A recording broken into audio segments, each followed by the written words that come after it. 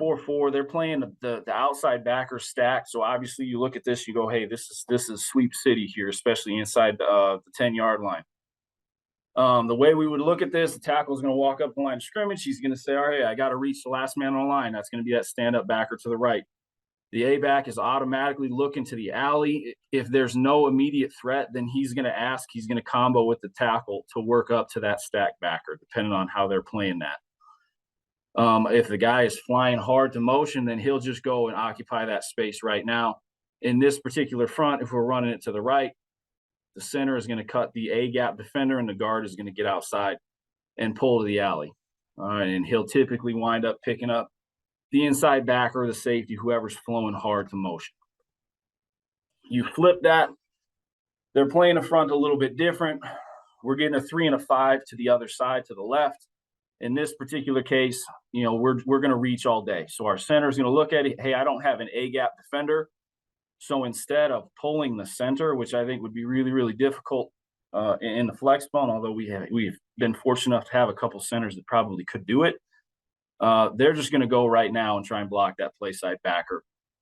Our left guard and our left tackle are going to reach, and our A-back is going to go get that outside backer right there. Again, this would be a good instance to cut down your split, crack the end, and at least get your tackle outside. But, for the sake of it, that's kind of how we have it drawn up on here. All right, so that would be a 4-man front, blocking the 1 and the 5, blocking the 3 and a 5 going the other direction. When we get to kind of a 3-4 or a 5-2, however you want to look at it, we do have a tight end in the game on this one. So tight end's going to look. He's going to say, "Okay, I got to get the last man on the line of scrimmage. That's that guy walking up, number 6 right there, or number 8, whatever it might be." Our tackle is then going to look. Okay, we do have a C-gap defender, so he's going to reach the C-gap defender. The guard, on the other hand, doesn't have anybody. There is no B-gap defender, so he's going to automatically get a pull call. Center's going to block the nose. We're going to pitch it to the backside A-back, and then we've got everybody accounted for on the perimeter. All right, same front, going the other direction. So now we're running to the nub away from the tight end. Our tackle is going to reach first man on the line of scrimmage, last man on the line of scrimmage. So in this particular case, now we could theoretically reach this all the way and ask the guard to get that kid in the white jersey right there and have our tackle block the defensive end. But in this case, kind of how we have it drawn up is there's an unblocked guy out there, that safety that's rolled down, whether it's a 4-2-5 or whatever kind of rover they've got playing in that space. So our A-back is going to reach the last man on the line of scrimmage. Guard's going to pull out for him. But again, these guys, we go over a lot of different situations, a lot of different scenarios. We tell them what we like, and that kind of is dictated by our offensive line coach based off personnel. And these guys get a really good rapport, understanding what we're trying to do, what we're trying to accomplish. We'll have a base rule going into the game, and then once the game starts and this kid's not as good as we thought, or maybe this kid's better than we thought, they'll adjust the scheme on how we're playing and trying to run sweep.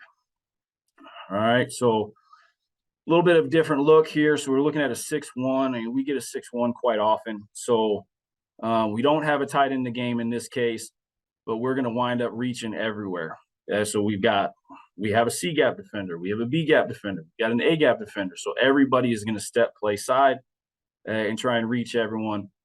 And then we're going to see if our slot back can make that safety miss. Okay? Or maybe we can crack them with a wide receiver or formation them in a different way to get into a more advantageous position to run toss.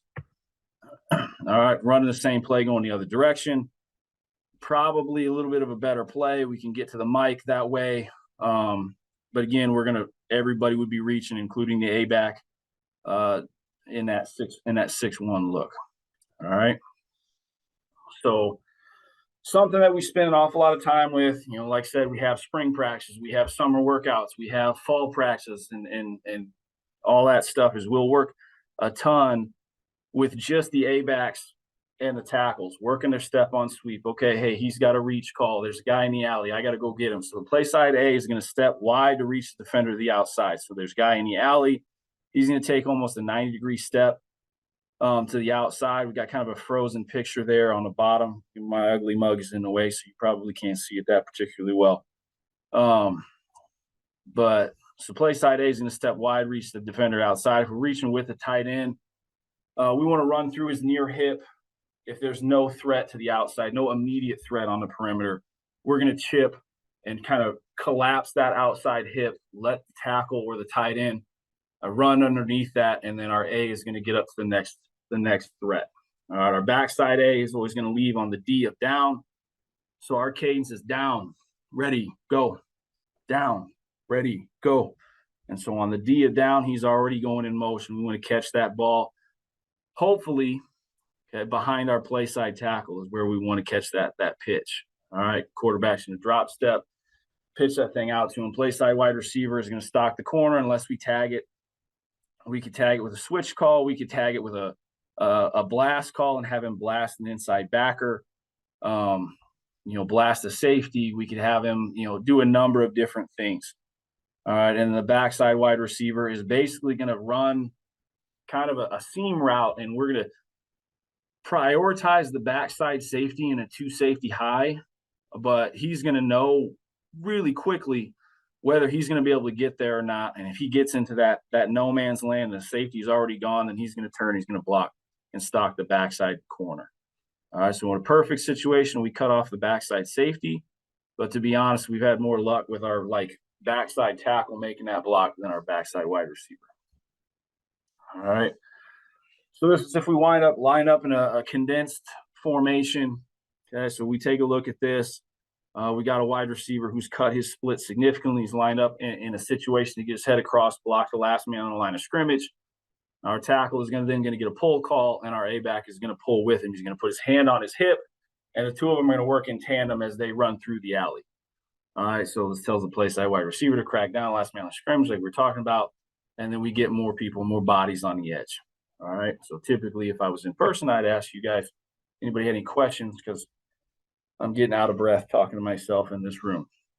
All right, as far as jet sweep goes, we're blocking jet sweep and rocket toss exactly the same way, like I had said before. It eliminates the need to carry too much. Our kids can play fast. There's not any questions. Everybody's speaking the same language up front. It looks different. It's defended different. In order to stop it, you have to play it different. But for our kids, it's exactly the same. All right, so the assignments all stay the same on rocket toss, except the backside A's motion. So when we're running rocket toss, he's drop stepping, crossing over, running through the B-back's heels, getting to the play side tackle, catching the pitch, and then he's trying to run outside everybody else, right?